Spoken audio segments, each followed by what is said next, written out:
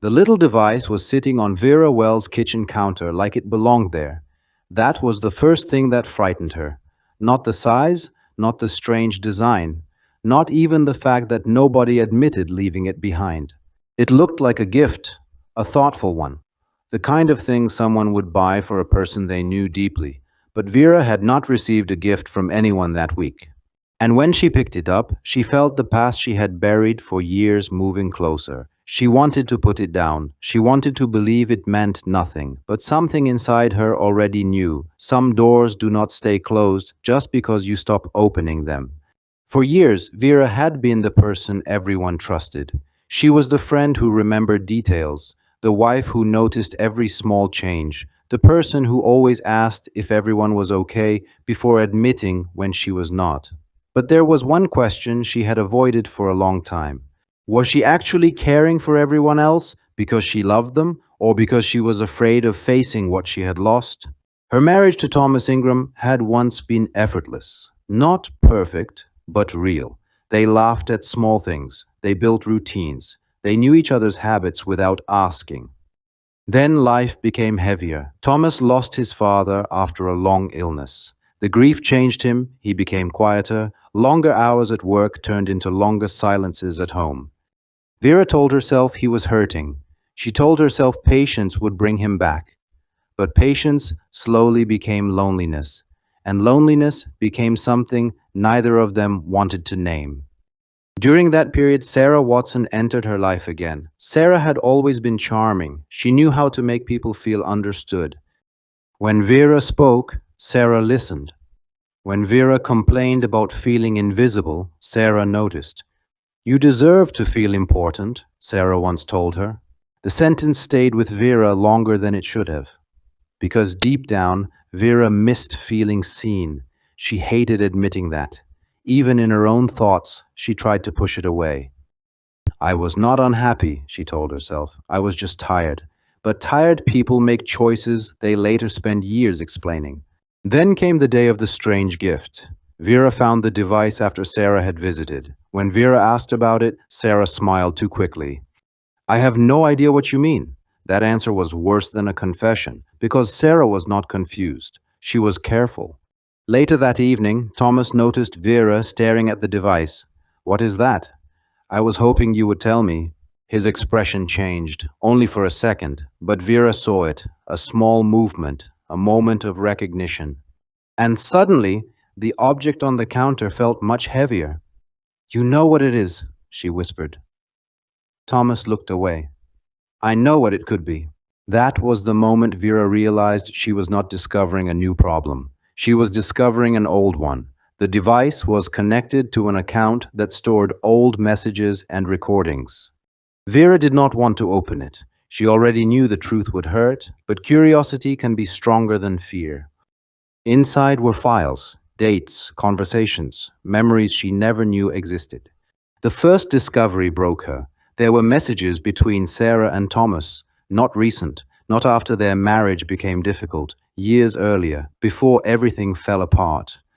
Vera felt the room disappear. Her first thought was betrayal. Her second was something worse. She wondered if everyone had been pretending. Had her marriage been a performance? Had her friendship been a lie?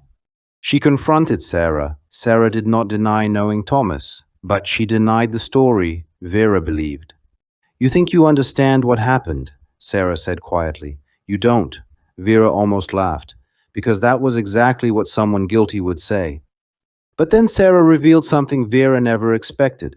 The affair had not started the way Vera imagined. Sarah and Thomas had crossed a line during the worst period of Thomas's life, after his father's death, after he felt lost, after Vera, without realizing it, had begun shutting him out because she was exhausted from trying to save a relationship alone. It did not excuse what happened, but it complicated everything. Vera hated that. She wanted a simple villain, someone to blame, someone who could carry all the pain. Instead, she found three damaged people who had made choices they could not undo. The second twist came when Vera discovered why the device had appeared. It was not Sarah's attempt to expose anyone, it was Thomas's. Years earlier, he had recorded a message for Vera but never gave it to her. He had planned to confess everything. Then he saw how broken she was after losing her mother. He decided to wait. Then waiting became years.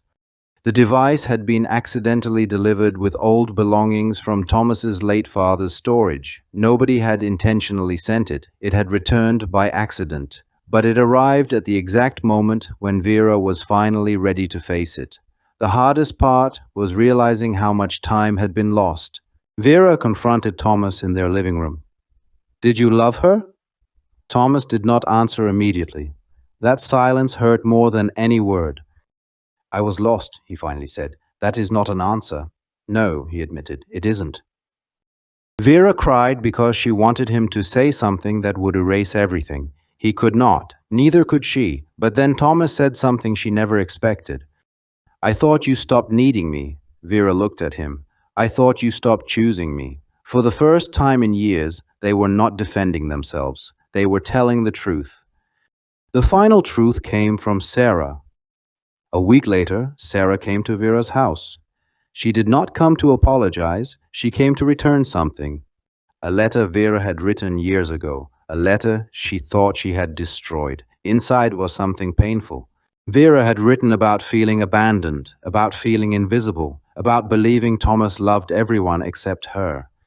Sarah had kept the letter because it was the moment she realized she had crossed a line.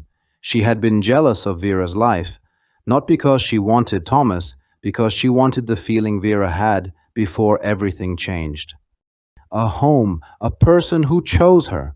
Sarah admitted she had confused being needed with being loved, and Vera finally saw the full picture. The betrayal was real, the damage was real, but underneath it was a chain of loneliness that nobody stopped. Vera had a choice. She could leave. She could rebuild somewhere nobody knew the old version of her. Part of her wanted that. Starting over sounded easier than repairing something broken, but another part of her wondered if walking away would only leave another unfinished story behind. Months passed. The marriage did not magically heal. There were arguments, there were difficult days, there were moments when the past returned without warning. But there was honesty now. No hidden messages, no secret conversations, no pretending. Sarah was no longer Vera's closest friend. That trust was gone, maybe forever. But forgiveness did not mean returning to the same place. It meant putting down the weight of anger. Years later, Vera still kept the strange little device, not because she loved remembering the pain, because it reminded her of the day everything she avoided finally came back. The day she learned the truth was not always the thing that destroyed people. Sometimes it was the silence before it, and sometimes, after everything is broken, the only thing left to decide is whether the pieces are worth picking up.